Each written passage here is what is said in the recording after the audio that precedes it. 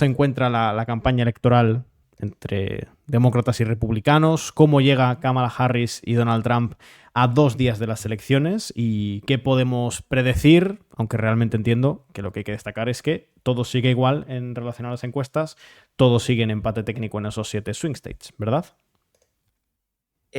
Bueno, la verdad es que hoy sí que tenemos novedades, no sigue todo exactamente igual, porque hoy una de las encuestadoras más prestigiosas del país, no la que más, pero sí una encuestadora que se ha ganado su prestigio a base de acertar los resultados de las últimas elecciones, fue la encuestadora, se llama Seltzer, y fue la encuestadora que fue capaz de predecir la victoria de Trump en Iowa, inesperada en ese momento, porque era un estado que, recordemos, había ganado Obama en 2008 y 2012. Fue la encuestadora que también fue capaz de predecir que en 2020 todo iba a estar más ajustado de lo que otras encuestadoras preveían. Y nos ha dado una gran sorpresa que nadie esperaba al publicar los resultados de su último sondeo en relación con los resultados que se esperan en Iowa, que dan, ojo, a Harris una ventaja de 3 puntos sobre Trump.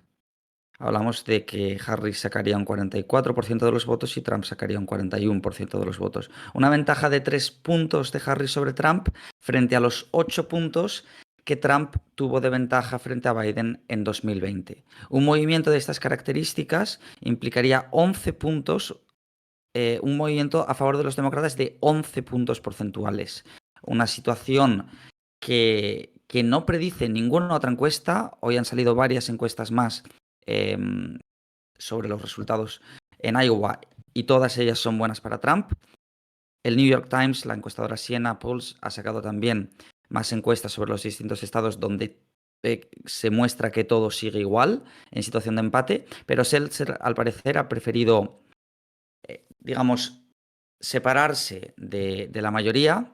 Se cree que es posible que esté habiendo una tendencia, aparte de que hay una serie de encuestadoras que están emitiendo sondeos sistemáticamente favorables a Trump para crear la impresión de que va a ganar las elecciones y movilizar a su base. Esto luego, este efecto que podría perturbar la media de las encuestas se arregla porque hay también empresas que se dedican a agregar los resultados de las encuestas y que otorgan a las distintas encuestadoras un rating en función de su fiabilidad y de la calidad de sus estudios. De modo que aquellas encuestadoras que no tienen fiabilidad ninguna se les baja el rating y a las demás se les suben. Entonces, de esta manera, más o menos se consigue una imagen relativamente fidedigna de la situación electoral según lo que predicen las encuestas. Y en general, sí, la situación sigue en empate técnico porque la mayoría de encuestadoras hablan de un empate técnico. No es el caso de Seltzer. No sabemos si lo que ocurre es que hay muchas encuestadoras que no se atreven a predecir un resultado quizá peor para Trump por miedo a subestimarlo, como ocurrió en 2016 y 2020, y por lo tanto ninguna se atreve a salirse del redil, a dar un resultado que escape a la tendencia. Seltzer lo ha hecho y veremos a ver si tiene razón. Lo cierto es que en todas las elecciones que se han celebrado en los últimos 10-12 años no se han separado quizá más de 2 puntos porcentuales respecto al resultado definitivo de las elecciones. Han sido resultados, han sido encuestas enormemente precisas, las emitidas justo antes de las elecciones, que prácticamente han clavado los resultados de cada una de las elecciones, no solo presidenciales, sino también para la Cámara de Representantes y para el Senado. Así que veremos, es posible que se equivoque, pero que se equivoque en un margen tan amplio sería cuando menos llamativo. Quizá puede equivocarse y Trump acabe ganando las elecciones en Iowa, pero si las gana por un punto, estamos hablando de problemas para Trump. Estamos hablando de que habría perdido 7 puntos porcentuales con relación a sus resultados de hace 4 años. Y si pierde 7 puntos porcentuales en Iowa, que es un estado, por cierto, muy blanco, esto puede decir que los votantes blancos están pasándose masivamente a Harris, pero lo cierto es que no es un estado con un alto nivel educativo. Por lo tanto, la tendencia, lo que nos indican las demás encuestas, es que esos blancos sin estudios deberían votar más favorablemente a Trump. Pero bueno, que si los resultados de esta encuesta están más o menos en lo cierto y Trump acaba ganando a lo mejor, pero por los pelos, eso quiere decir que también están problemas en otros estados. Es posible que desde la rally, la concentración se habla de que la concentración que tuvo lugar en Nueva York el otro día, en que un cómico hizo ese chiste de mal gusto sobre Puerto Rico, ha podido generar una especie de backlash, perdón, no quiero tirármelas, pero no me sale, o sea, backlash como una reacción contraria pues por parte de un electorado latino que hasta el momento estaba, según las encuestas, acercándose cada vez más a Trump, y puede ser que haya habido en los últimos días un movimiento que le haya perjudicado desde aquel acontecimiento. No lo sabemos, son todo lucubraciones. Pero estas son las novedades que tenemos hoy. Por fin, después de muchas semanas sin poder hablar de nada más que de lo mismo una y otra vez, por lo menos hoy tenemos esta pequeña novedad. Has comentado lo de Iowa. Nos interesa, entre otras cosas, como has comentado, por ser un estado de mayoría blanca, de contundente mayoría blanca, y entiendo entonces que en el caso de que esa encuesta tenga algo de correcto y esté acertando, ¿cuáles son dentro de los swing states los que más podrían ver reflejada esa tendencia por su condición demográfica y los que más podrían inclinarse a Kamala Harris si esa tendencia que esta encuestadora marca en Iowa, perdón, se terminase replicando en el resto de estados?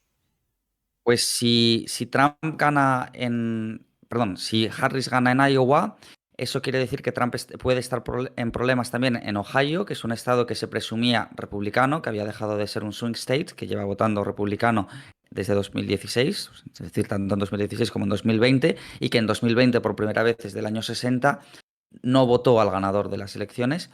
Em, Además, Ohio era un estado que votaba generalmente mm, en proporciones muy similares a la media de los resultados nacionales. Si el candidato republicano sacaba un 47 y el demócrata un 42, los resultados en Ohio eran prácticamente iguales. Sin embargo, en 2020 esto se acabó.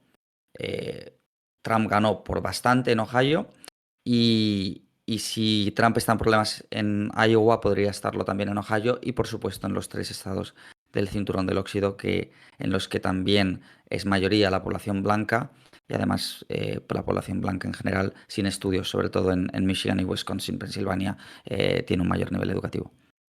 Entiendo que si hay este giro Pero que esto no es además... favorable, perdón, pero que el nivel sí. educativo superior tampoco sería favorable para Trump en cualquier caso, así que...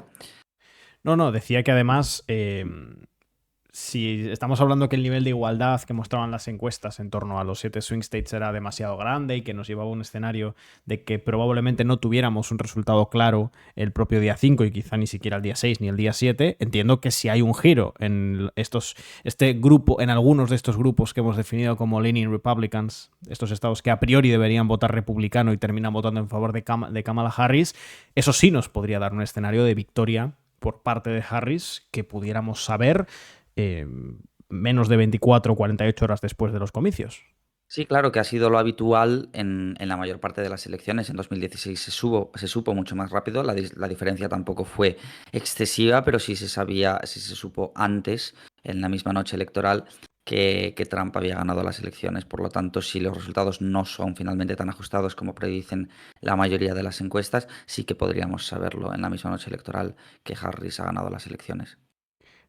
Una derrota de este tipo, si se diera, sería empujaría a Trump quizá a una reacción a esa eventual derrota que no pusiese en cuestión los resultados. O estamos ya dando por hecho, bueno, no podemos no darlo por hecho, no podemos estar seguros, pero estamos ya inclinándonos de forma contundente a que si Trump pierde las elecciones va a impugnar los resultados. O seguimos manteniendo el matiz de, bueno, depende qué tipo de derrota se encuentre Trump en el caso de que Harris gane las presidenciales.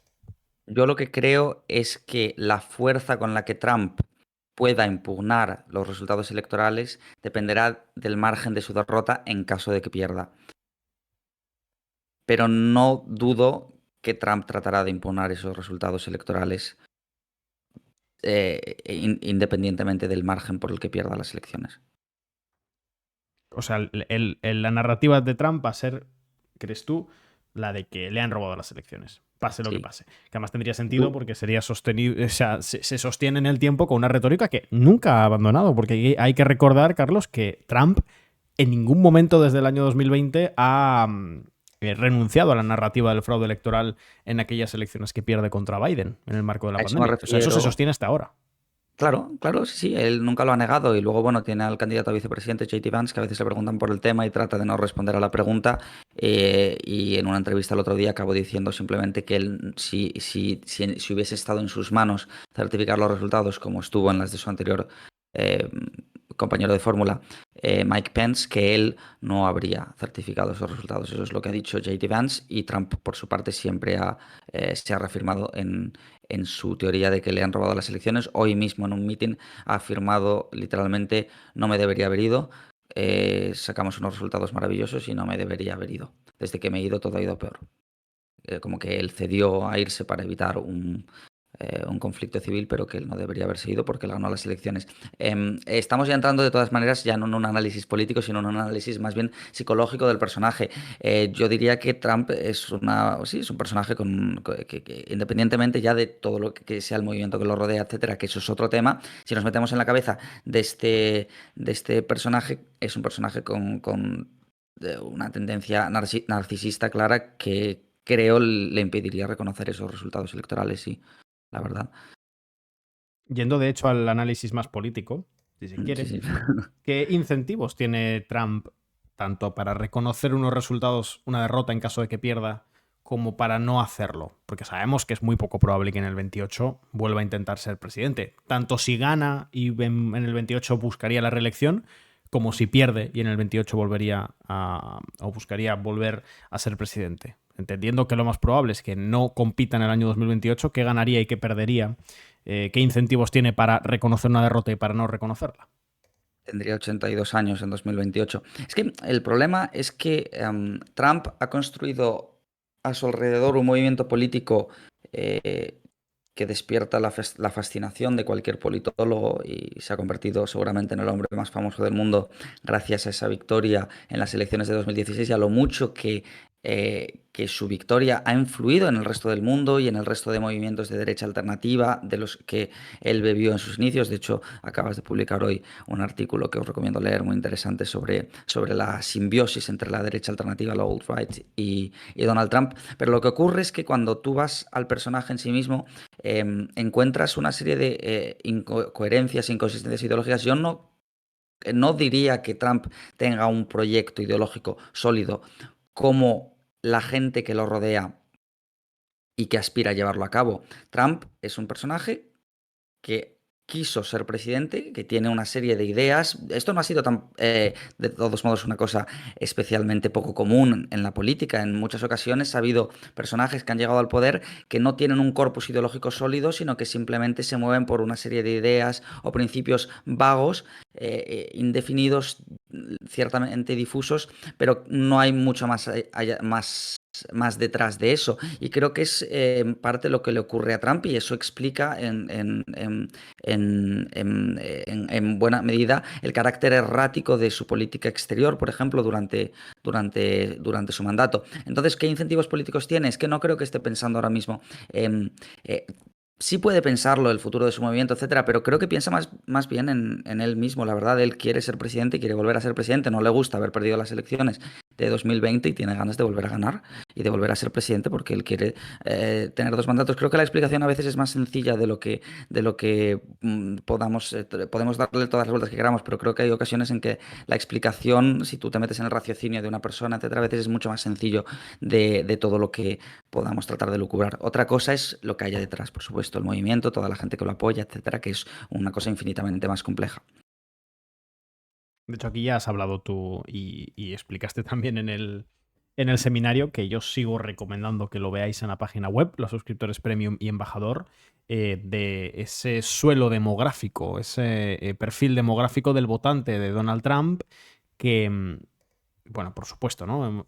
Además en ese artículo lo comentamos, que hay una relación, sobre todo inicial, en el crecimiento de Trump y la alt-right digital, los sectores más radicales de la derecha estadounidense, o algunos de ellos, que vieron en Trump una puerta de entrada de algunos de sus discursos, de algunas de sus demandas, pero por supuesto la base electoral de Donald Trump, más allá de esos sectores, en su mayoría no es la alt-right, porque si no, evidentemente, solo con la alt-right como base electoral no puedes ganar unas elecciones ni ser ni remotamente competitivo.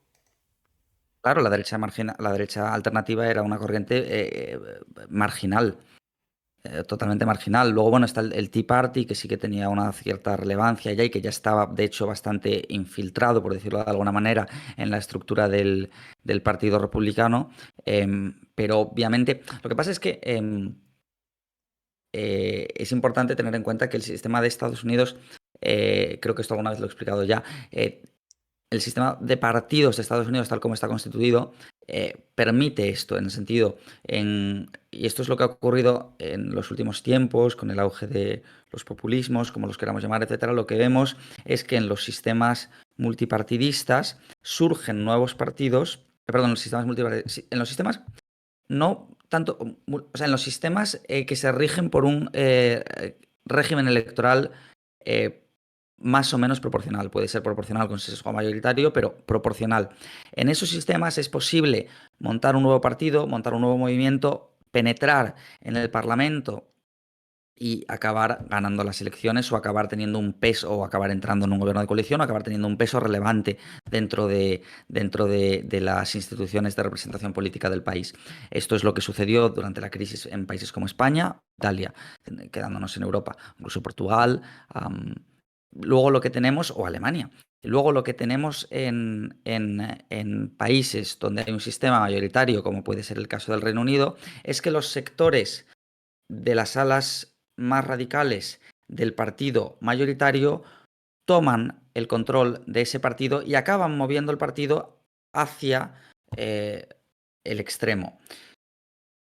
Del lado contrario al de Trump, tendríamos, por ejemplo, el caso de Jeremy Corbyn en el Reino Unido, que en cualquier caso, bueno, su movimiento fracasó y ahora tenemos a un primer ministro laborista que comparte ideología pues, con Tony Blair. Pero en un sistema en el que es mucho más difícil conseguir representación política a través de un nuevo partido, lo que ocurre es que las corrientes más radicales toman el control de ese partido y lo empujan, en este caso, hacia la izquierda. Eso es lo que hizo Jeremy Corbyn y en Estados Unidos lo que ocurría es que es muy difícil montar un tercer partido y es prácticamente imposible ganar unas elecciones presidenciales, es prácticamente imposible. El último que lo intentó fue Ross Perot con el Partido de la Reforma. eh, y Trump, de hecho, fue muy cercano a este partido y se planteó presentarse empezó, de hecho, se presentó a unas primarias de este partido en el año 2000 y al final dio marcha atrás porque él lo que quería, él a lo que aspiraba, su sueño seguramente desde hace bastantes años, era llegar a ser presidente, no meterse en política y hacer una carrera política. Él solo quería ser presidente y además, como en Estados Unidos tampoco hay un jefe de la oposición ni nada, pues es así, tú te presentas, ganas y ya está. Y si no, pues nada. Entonces él no tenía ganas de presentarse por un partido, hacer una campaña si sabía que no tenía posibilidades reales de ganar. Y lo que acabó haciendo fue meterse en el Partido Republicano y de tal manera que las bases electorales del Partido Republicano, que suelen ser además más radicales, esto pasa en muchos partidos, que el votante medio, le dio su apoyo. Y una vez que él es el candidato de uno de los dos grandes partidos, la población tiene que dividirse entre, pues, votar a uno o a otro. ¿Y qué hacen muchos republicanos tradicionales? Mantener su lealtad, quedarse en casa, votar a Harris. Lo que acabó pasando es que la mayor parte de esos votantes de a pie, o no las élites, el establishment republicano, que sí que se ha ido pasando a Kamala Harris o no ha querido apoyar a Trump, pero la mayor parte de la gente, también bueno, ha habido un realineamiento ideológico, electoral, etcétera, pero la base social del trumpismo bebe, por supuesto, de la base social anterior del Partido Republicano. No ha sido que haya cambiado totalmente la estructura electoral del partido, sino que ha sido una evolución progresiva que ha llegado hasta ese punto y ahora mismo es la que es. Y ahora mismo el Partido Republicano tiene muy difícil volver atrás porque su base electoral es esta y necesita un candidato que vaya a ganarse en el futuro el apoyo de esta base electoral. Hablo de un futuro post-Trump que no va a ser, no obstante, post-trumpista, porque el movimiento MAGA está demasiado infiltrado ya en las estructuras del partido y porque la base electoral, el discurso que defiende Trump, no es una anomalía histórica, sino que es la consecuencia normal de la evolución de la política interna y externa de Estados Unidos. Todo iba a llevar necesariamente a eso y lo que nos encontramos ahora mismo, claro, pues es una situación en la que el Partido Republicano se ha escorado mucho más a la derecha, el Partido Demócrata se ha escorado a la izquierda en temas sociales, no económicos. Aunque bueno, la aspiración de Kamala Harris es abarcar desde los republicanos pro-establishment hasta la izquierda de Alejandro Ocasio-Cortez, lo que sería una Big Tent, un partido para todos muy, muy amplio, tan amplio que podrían acabar rompiéndose las costuras. Y, y esta es la situación, no sé realmente por qué empecé a explicar esto, pero lo que quiero decir es que al final el Partido Republicano... em, Sí, con un sistema de dos partidos lo que ocurre es que normalmente cuando hay dos partidos tienden a moderarse hacia el centro para ganar las elecciones, pero en estos tiempos post-crisis, etcétera, que vivimos, esto no es tan así, sino que lo que ha ocurrido es que la sociedad se ha ido dividiendo cada vez más hacia dos extremos y al final solo te queda elegir entre uno u otro porque no tienes a nadie en el centro.